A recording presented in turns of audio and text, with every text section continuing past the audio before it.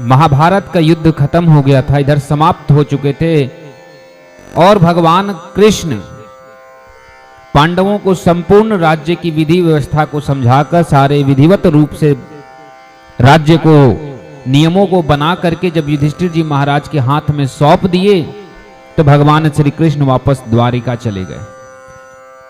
तो बड़ा सुंदर यहां एक संपूर्णता सुंदर कथा है, बड़ा अद्भुत कथा है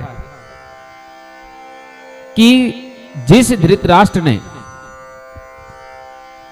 सदैव कौरवों से राज्य छीनना चाहे, पुत्र को राजा बनाना चाहे और सदैव पांडवों का अनादर और तिरस्कार किए, पांडवों को मारने के लिए सैकड़ों षड्यंत्र रचा गया दुर्योधन के द्वारा और धृतराष्ट्र फिर भी मौन रहे। आखिर उस धृतराष्ट्र का क्या हुआ? यह एक हमारे यहां कहा जाता है इनकी कथा इसलिए सुना जाता है कि मनुष्य अपने जीवन में सीख सके। तो यह उन तमाम माता पिता के लिए एक उदाहरण है जो अपने पुत्र की गलतियों पर ये सोच करके चुप रह जाते हैं कि आज मैं राजा हूं, आज मैं बड़ा पद वाला हूं, बड़ा पैसे वाला हूं तो चुप हूं, कल उनकी क्या दुर्दशा होती है ये देखिए। बड़ा सुंदर है कि जब 100 भाई समाप्त हो गए कौरव के तो धृतराष्ट्र का कोई संतान ना बचा। तो धृतराष्ट्र और देवी गांधारी दोनों पांचों पांडवों के साथ उनके महल में रहने लगे। एक दिन विदुर जी तीर्थों को समाप्त कर जब तीर्थ उनका भ्रमण पूर्ण हो गया तो वह घूम कर करके आए और धृतराष्ट्र जी महाराज के साथ बैठे और धृतराष्ट्र से पूछे कि तो महाराज हाल समाचार बताइए, कैसा चल रहा है और ये पांडव आपके साथ कैसा व्यवहार कर रहे हैं।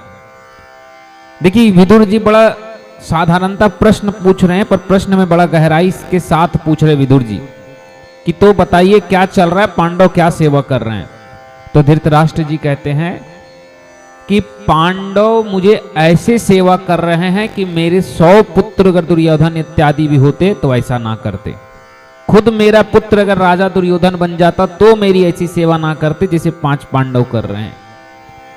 पांचों पांडव प्रातः काल जब उठते हैं तो सबसे पहले मेरे चरणों में लाकर दंडवत प्रणाम करते हैं मुझे और देवी गंधारी को, तो अपनी राज्य कार्य संभालते हैं। राज्य में कोई भी फैसला लेने से पहले मुझसे अनुमति लेते हैं, मुझसे आज्ञा लेते हैं। जब भी महल में कुछ भी भोजन बनता है तो सबसे पहले मैं और गांधारी का भोजन पाता हूं, फिर बाकी लोग भोजन करते हैं। 5 पांडव मुझे ऐसे रख रहे हैं जैसे कोई देवी देवताओं को रखता अपने संतान को संभालता है। मुझे कोई दुख नहीं है विदुर, मुझे बड़ा सुख मिल रहा है और मुझे तो दुर्योधन इत्यादि के जाने का तो कोई दुख ही अब नहीं लगता है, मैं इतना सुखी हूं।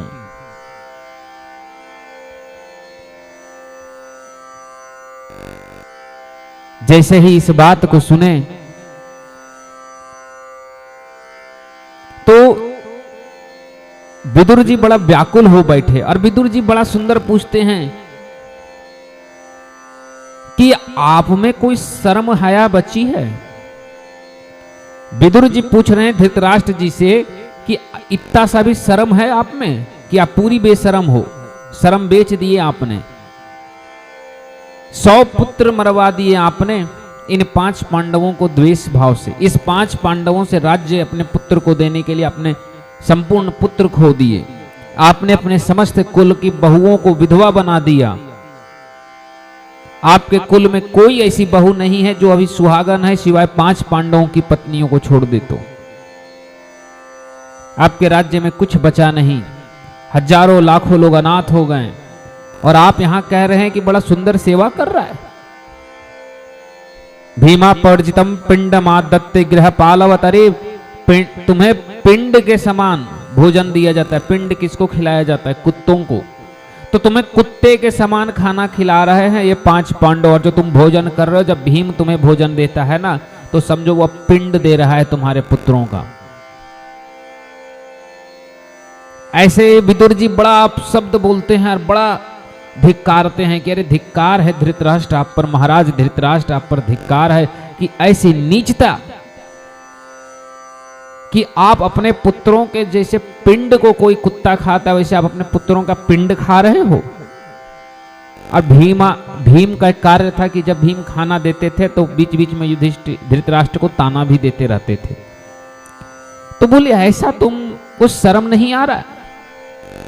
देखिए नियति कैसी बदली कि जिस विदुर जी के अपमान पर धृतराष्ट्र मौन थे, आज वही विदुर जी धृतराष्ट्र का अपमान कर रहे हैं। इसीलिए कहा जाता है कि जब सत्ता और अहंकार आए तो किसी का अपमान मत करो, वरना सत्ता का जिस दिन परिवर्तन होगा परिणाम बड़ा भीषण होगा। विदुर जी का जिस दिन अपमान हुआ था उस दिन तो विदुर जी को उतना अपमानित नहीं लगा, लेकिन जितना आज अपमान धृतराष्ट्र को लग रहा होगा, सोचिए क्या बीत रहा होगा उसका हृदय। अब बड़ा धिक्कार आने लगे, रे तुम्हारे जैसे लोगों पर तो धिक्कार है, राजा है ऐसे वैसे। धृतराष्ट्र जी के नेत्र भर आए और धृतराष्ट्र कहता है कि ठीक है विदुर, मैंने जो किया सो किया, अब मैं उसे बदल तो नहीं सकता, परंतु तुम बताओ अब मैं करूं तो करूं क्या? मैं अंधा हूं, मैं अंधा हूं, मेरे 100 पुत्र थे, 100 के 100 चले गए, अब मैं किसके पास जाऊं, कहां रहूं, मैं करूं क्या? जब विदुर जी यह सुने तो विदुर जी बड़ा सुंदर समझा रहे हैं राजा को कि हे राजन, मैंने जो आपको शब्द कहे, आपको इसीलिए शब्द कहे कि आपके मन में यह बात का दुख हो और आपको समझ में आए कि आपने इतने कुकर्म किए, आपने अपने ही हाथों से अपनी काल को रचा है। जिस कार्य को आपने किया, मैं तो सिर्फ उसी बात को कहा तो आपको दुख लगा, इसका अर्थ है कि आपने जीवन में बहुत ही कुकर्म किया है। अगर आप किसी ऐसे कर्म को कर लेते हैं जिसके कहने से ही आपको दुख होता है, तो वास्तव में वह कर्म नीच वाला था।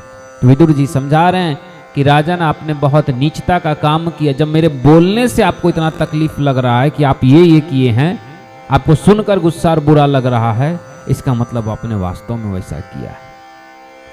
अब धृतराष्ट्र जी बोलते हैं कि ठीक है विदुर जी, आप बताइए मैं करूं क्या? इधर जब यह बात विदुर जी से पूछते हैं तो विदुर जी कहते हैं कि ठीक है, आप कुछ मत कीजिए, आप और देवी गांधारी मेरे साथ चलिए।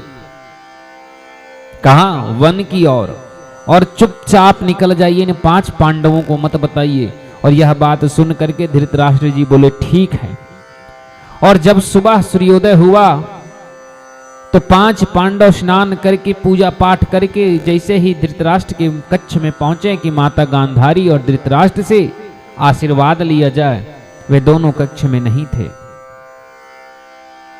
तो 5 पांडव बड़ा व्याकुल हो गए। इधर विदुर जी धृतराष्ट्र और गांधारी जी को लेकर के गंगा तट पर चले गए और वहां नित्य उन दोनों को गंगा स्नान करवाते, नित्य भजन कीर्तन करवाते, प्रभु का वंदना और स्मरण कराते और नित्य गंगा जल का पान करवाते। कुछ दिन तक धृतराष्ट्र और देवी गांधारी ने अन्न ग्रहण किए, उसके बाद अन्न को छोड़कर केवल जल पीकर, गंगा जल पीकर दोनों जीवित रहने लगे।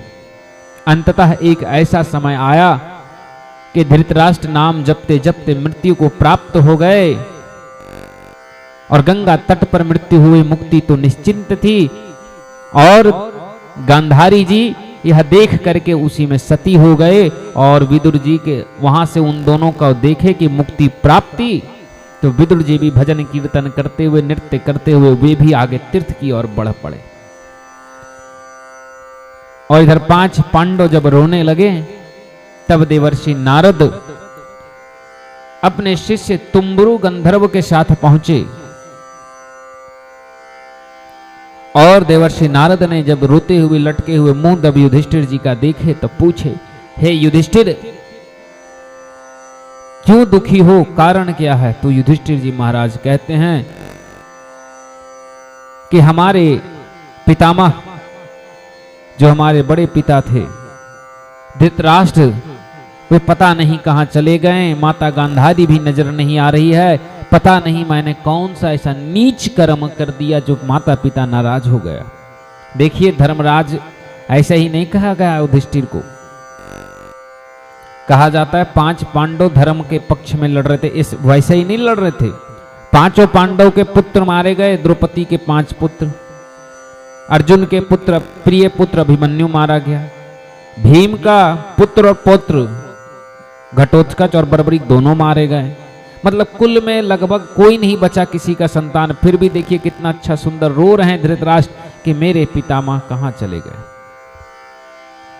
और रोते रहे तब उन्हें देवर्षि नारद समझा रहे कि सुनो, चिंता मत करो, तुम्हारे पिताजी कल्याण की मार्ग में निकले हैं, मुक्ति की मार्ग में निकले हैं, और उन्होंने जिसके साथ निकले हैं वो विदुर जी हैं।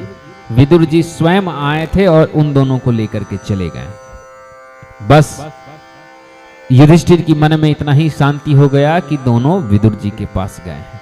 धर्मात्मा पुरुष की धर्म ऐसी निष्ठा होती है, धर्मात्मा दूसरे धर्मात्मा पर कैसे विश्वास करता है, तो युधिष्ठिर जी ने जैसे विदुर जी पर विश्वास कर रहे हैं। बोले अब मेरे पिता को और माता गांधारी की मुक्ति तय है, क्योंकि वह विदुर जैसे व्यक्ति के शरण में गए हैं। यही इन दोनों की कथा है और इन दोनों का समापन। यही घटना महाभारत की घटने के बाद देवी गांधारी और धृतराष्ट्र के पास घटा। इसी को कहा जाता है ना कि जैसी करनी वैसी भरनी। अगर उस दिन यह 100 पुत्रों को समझा लेते और 5 पांडवों से छल ना करते, उनके राज्य उन्हें लौटा देते, तो आज शायद उनके 100 पुत्र भी जीवित होते और धृतराष्ट्र को कभी इतना धिक्कार पूर्वक शब्दों का न सुनना पड़ता। इसीलिए कहा जाता है ना कि कर्म करो तो यह सोचकर मत करो कि मेरा वर्तमान अच्छा बीत रहा है, यह सोचकर करो कि इस कर्म का फल हमें परिणाम जब मिलेगा तो अच्छा मिलेगा, और सामने वाला व्यक्ति जब इसी चीज को मेरे मुंह पर कोई कहे तो मैं उसे सुनकर गर्व कर सकूं। कर्म वही श्रेष्ठ है।